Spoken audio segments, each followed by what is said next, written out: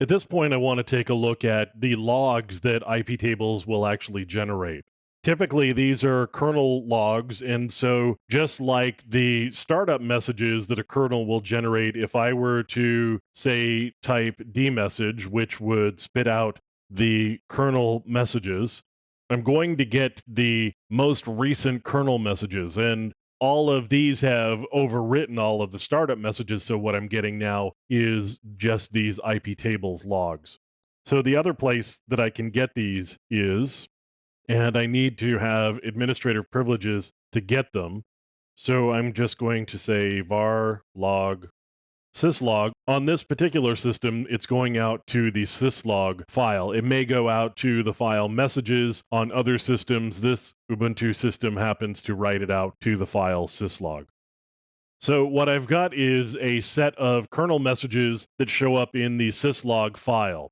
You can see that what we've got here is a message saying that it was blocked. We've got the input interface. The output interface is left blank here because there isn't one. It wasn't forwarded anywhere. It just came in on ETH0. ETH0 is the only interface on this particular system. Then we've got the MAC address that is associated. We've got a source IP address and then a destination IP address. In this case, this happens to be a multicast address. So what we're doing is we are blocking multicast messages from coming in.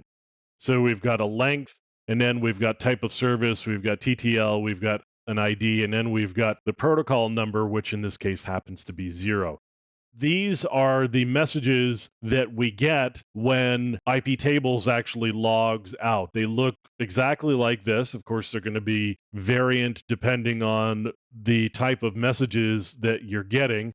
You may have an out interface specified, but typically this is what it's going to look like. You're going to get a line that looks exactly like this, and this is what an iptables log message actually looks like.